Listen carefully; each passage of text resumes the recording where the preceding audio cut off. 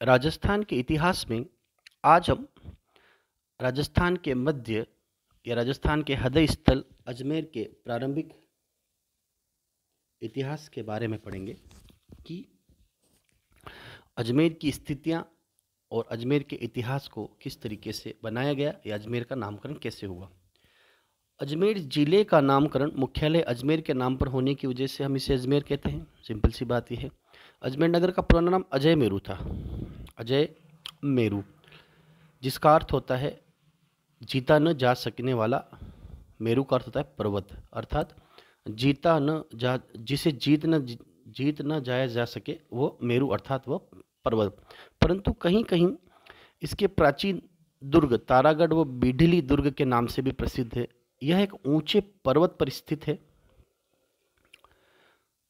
जहां जीता जाना वास्तव में बहुत दुष्कर कार्य है। अतः इस पर्वत के कारण इसका नाम अजय मेरू कहा गया।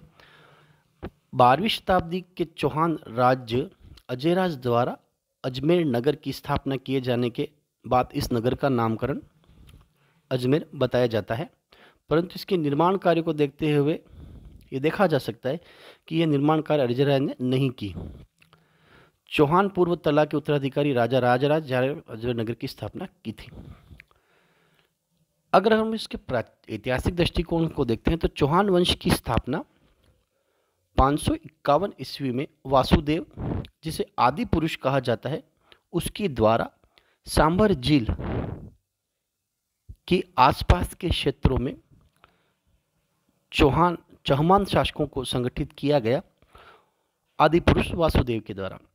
और इन्होंने अपना नाम रखा सापल दक्ष के चौहान, जिसकी जानकारी हमें बिजोलिया शिलालेख से प्राप्त होती है। बिजोलिया भिलवाड़ा के शिलालेख से प्राप्त होती है कि सांभर के आसपास चौहान शासकों का सबसे प्राचीन आदि पुरुष जो था वो वासुदेव था, जिसने सांभर के क्षेत्र को संगठित किया और सांभर झील का जिसने निर्माण किया। यहीं पर चौहान राजवंशों की कुल देवी शाकंभरी माता का मंदिर बनाया गया, जिसकी राजधानी अहिछत्रपुर अर्थात नागौर थी। तो प्रारंभिक दृष्टिकोण में चौहान शासक अजमेर से नहीं थे, वे सापल दक्ष सांभर झील से थे। इनका निर्माता वास्तव में 5वीं शताब्दी के समय में था, जिस समय में भारत में गुप्त काल चल रहा था। उस समय में राजस्थान के उत्तर पूर्वी क्षेत्र और मध्य क्षेत्र में चौहान राजपूत जाति संगठित हो रही थी। ठीक है। अब इनके प्रतापी शासक की अगर हम बात करें तो अजय मेरू के का निकल के आता है कि 12वीं शताब्दी अर्थात 1100 से 1200 के मध्य 1113 में अजय राज ने अजमेर नगर को बसाया तथा अजय मेरू दुर्ग का जो निर्माण किया गया था, जिसका प्राचीन नाम अभी जिसे बताया गया था तारागढ़ या गढ़बिडली था। अजमेर दुर्ग वर्तमान में तारागढ़ नाम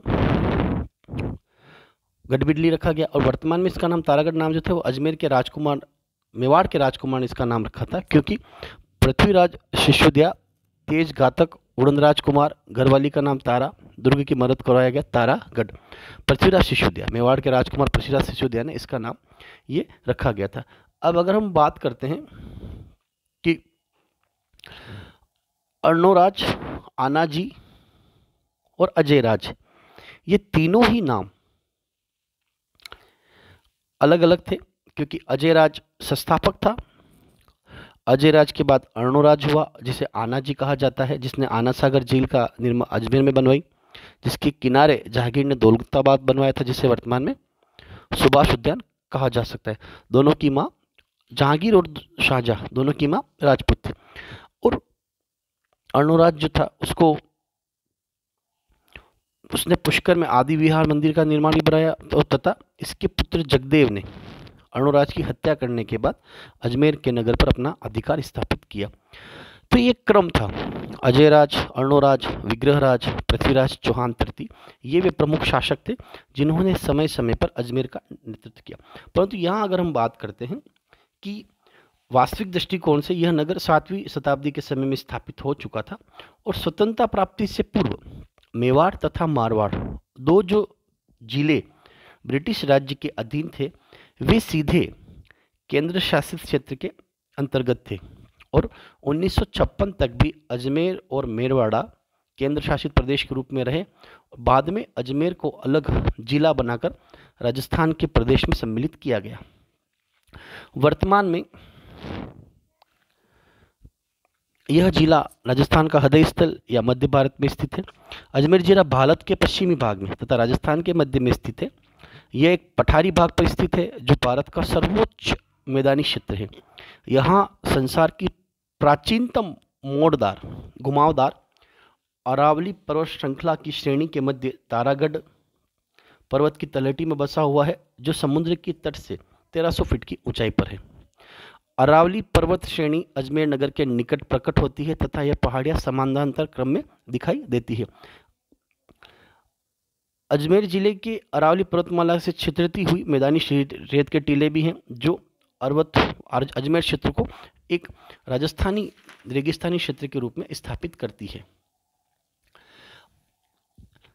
भारत की सबसे प्राचीन पहाड़ियां जो हैं वो अजमेर और उस पुष्कर के आसपास में है। खेड़ा तथा कडेर से मानव सभ्यता के पाषाण काल के अवशेष भी प्राप्त हुए थे तथा सिंधु घाटी सभ्यता के बाट के रूप में शीशे और सफ़ेद काले अभ्रक के टुकड़े प्रयुक्त होते थे, वे इन्हीं पहाड़ियों से लिए जाते थे। दूसरी जो बात की जाती है कि यहाँ पर पहले भी अभिलेखों में ब्राह्मी लिपि के अब शिलालेख प्राप्त हुए हैं जो समकालीन अशोक के थे, और देवी पुराण में पुष्कर को 9 पवित्र अरण्यों के रूप में भी स्थापित माना जाता है। सिकंदर के आक्रमण ने और उसके बाद सिंथियनों के निरंतर हुए आक्रमणों ने मालवा जाति को ऊपर पंजाब के राज्य में आने पर विवश किया और मालवा जाति ने जयपुर तथा टोंक के आसपास अपना अधिकार जमा लिया। इसी तरीके से धीरे धीरे यहाँ पर उस समय में बद्रों का शासनकाल स्थापित हुआ और यहाँ शक्तिशाली साम्राज्य संगठित होते चले गए। 5वीं शताब्दी के समय में पुष्कर से बैक्ट्रियन, यूनानी, शक, क्षत्रप, गुप्तकालीन शासकों के सिक्के भी प्राप्त होते हैं, जो यह दर्शाते हैं कि समय समय पर यहाँ पर इन शासकों ने भी समय समय पर अपने साम्राज्य को संगठित और शक्तिशाली बनाने का प्रयास किया। परंतु अगर हम इसके ऐतिहासिक दृष्टिकोण को अगर हम देखते हैं तो शुरुआत जो होती है वो अजय राज के द्वारा इसकी शुरुआत होती है, क्योंकि 1113 में लगभग अजय राज ने अजमेर को अपनी राजधानी बनाया। इसके पुत्र अर्णोराज ने इसको ज़्यादा शक्तिशाली बनाया तथा आना सागर की स्थापना की तथा उत्तर भारत के मध्य क्षेत्रों तक भी इन्होंने अपना नियंत्रण स्थापित किया और धीरे धीरे ये लोग शक्तिशाली होते चले गए। परंतु इनका जो सबसे प्रतापी शासक जो कहा जाता है, जिसे विग्रहराज, जो चौहान शासकों का अर्णोराज के बाद चौहान शासकों का विग्रहराज चतुर्थ एक प्रतापी शासक हुआ, जिसे बिसल देव भी कहा जाता था। 1153 में बिसल देव चौहानों की राजधानी अजमेर का शासक बना, जिसे कविया की उपाधि कवि बांधक कंठामरण के द्वारा दी गई थी। ये स्वयं विद्वान था जिसने स्वयं का नाटक लिखा, हरि केली। बिसल देव द्वारा लिखा गया उसका स्वयं का नाटक हरि केली, और इसी ने बिसलपुर सागर बनवाया, जो वर्तमान में टोडा रायसिंह जिला टोंक में है। और तथा अजमेर में संस्कृत पाठशाला का जो निर्माण करवाया गया था, अजमेर में संस्कृत पाठशाला का निर्माण विग्रहराज या बिसल देव के द्वारा करवाया गया था, और यह वही जगह थी जिसको बाद में कुतुबुद्दीन ऐबक ने तोड़कर 2.5 दिन का झोपड़ा बनाया था। और ये राजस्थान की सबसे पहली मस्जिद भी थी, जो सल्तनत काल के सुल्तानों के द्वारा किसी संस्कृत पाठशाला को तोड़ करके 2.5 दिन का झोपड़ा बनाने की थी। विग्रहराव या बिसल देव की पराक्रम की अगर हम बात करते हैं तो इसी ने दिल्ली के तोमर शासकों को पराजित किया। अजमेर के साम्राज्य को दिल्ली तक फैलाने का जो कार्य किया गया था वह बिसल देव विग्रहराज के द्वारा किया गया। और इसी के काल में चौहानों का स्वर्ण युग या क्लासिकल युग प्रारंभ हुआ था, क्योंकि विग्रहराज ने अपने समय में 1153 से 1163 के मध्य अर्थात 10 वर्षों तक राज्य करते हुए तोमरों से दिल्ली के साम्राज्य को छीना तथा अपने साम्राज्य को उत्तर भारत से मध्य भारत तक उसने अपने साम्राज्य को स्थापित किया और अपराजय शासक रहा, और जिसके समय में चौहान साम्राज्य में अनेकों प्रकार के महत्वपूर्ण सुधार कार्य हुए, और जिसकी वजह से धीरे धीरे वे शक्तिशाली होने लग चुके थे।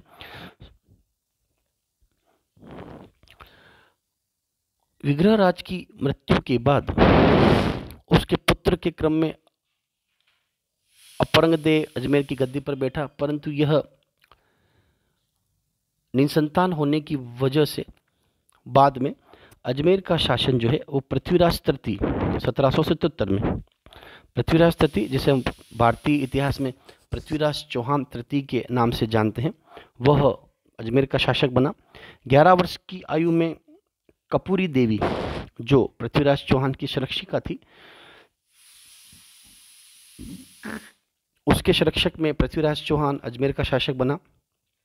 पृथ्वीराज चौहान ने शासक बनते ही दिग्विजय की नीति को अपनाया, अर्थात अड़ोसी पड़ोसी राज्यों को पराजित करके अपना अधिकार स्वीकार करना प्रारंभ किया, तथा 1182 में महोबा के युद्ध में परमीदेव चंदेल को उसके द्वारा पराजित किया गया। इसके चचेरे भाई ने नागार्जुन को पराजित किया। गुजरात के भीमदेव को पराजित किया गया। यह वही भीमदेव था जिसने सोमनाथ के आक्रमण के समय में मोहम्मद गजनवी का विरोध किया था। और कन्नौज के शासक चेमन गढ़वाल की पुत्री के साथ संयोगिता हरण के जो घटनाक्रम हुआ था, यह घटनाक्रम पृथ्वीराज चौहान के समय के थे। परंतु अगर हम चौहान शासकों की बात करते हैं कि जब अनंगपाल ने पृथ्वीराज को दिल्ली राज्य देने की घोषणा की थी, उसके बाद वो उसको नहीं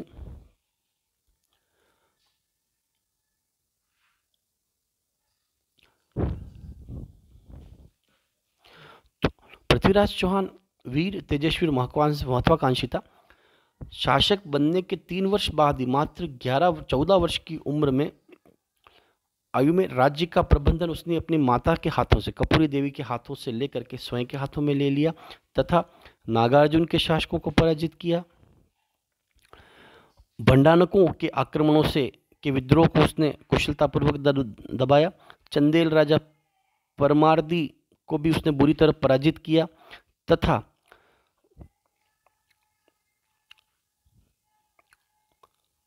पृथ्वीराज चौहान ने चालुक्य शासक भीमदेव द्वितीय पृथ्वीराज जगदेव द्वितीय को टक्कर करवाते हुए उत्तर भारत में चौहान शासकों को शक्तिशाली बनाया। परंतु कन्नौज के साथ जो घटनाक्रम हुआ, उसके बाद धीरे धीरे उसकी गाथाएं, पृथ्वीराज चौहान की गाथाएं जो थी वो उत्तर भारत के क्षेत्रों में फैल चुकी थी। वीरकुल शिरोमणि विद्या अनुरागी विद्वानों का आश्रयदाता होने के साथ भी वह, उसका जो सबसे बड़ा कमजोर गुण था वो था प्रेम में प्राणों की बाजी लगा देने वाला था। उसकी उज्जवल कृति भारतीय इतिहास में महत्वपूर्ण थी, परंतु धीरे धीरे 1185 के बाद अजमेर या राजस्थान की स्थितियों में परिवर्तन आया, क्योंकि तब तक अरब देशों से होने वाले आक्रमण जो थे उसमें मुख्य रूप से गजनवी के बाद मोहम्मद गोरी के जो आक्रमण होते थे, उनका मार्ग जो था वो रेगिस्तान क्षेत्र से होकर के सीधे अजमेर राज्य तक आया करता था। तो कहीं ना कहीं उत्तर भारत में पृथ्वीराज चौहान तृतीय के शासन काल में बाह्य आक्रमण, मुख्य रूप से तुर्कों के आक्रमणों का भय उस समय में बढ़ रहा था, जिसकी वजह से धीरे धीरे पृथ्वीराज चौहान के सामने आंतरिक शक्तियों को नियंत्रित करने के बाद पृथ्वीराज चौहान द्वारा अपनी दिग्विजय नीति के अंतर्गत उत्तर भारत के शक्तिशाली राजपूत शासकों को पराजित करने के बाद अब सीमा रेखाओं की सुरक्षा की जब बात आती थी, क्योंकि उस समय में उसकी अजमेर केंद्र था, परंतु उनका नियंत्रण जो था वो पंजाब, वर्तमान पंजाब, हरियाणा, दिल्ली और उत्तर प्रदेश के अनेकों क्षेत्रों तक चौहान साम्राज्य शक्तिशाली हो चुका था। पृथ्वीराज चौहान के पराक्रम के सामने ये सभी साम्राज्य कमजोर थे, परंतु उस समय में जो सबसे बड़ा जो परिवर्तन देखा गया था वो ये था कि सीमा रेखाओं पर सल्तनत काल के प्रारंभिक तुर्क सुल्तानों के आक्रमणों का भय जो था वह उस समय में अजमेर क्षेत्र पर टकरा रहा था। तो कहीं आने वाले समय में पृथ्वीराज चौहान का मोहम्मद गोरी के साथ संघर्ष महत्वपूर्ण था, क्योंकि यह एक अंतिम हिंदू सम्राट था जिसने हिंदू साम्राज्य को स्थापित करते हुए अपने आप को शक्तिशाली बनाने का प्रयास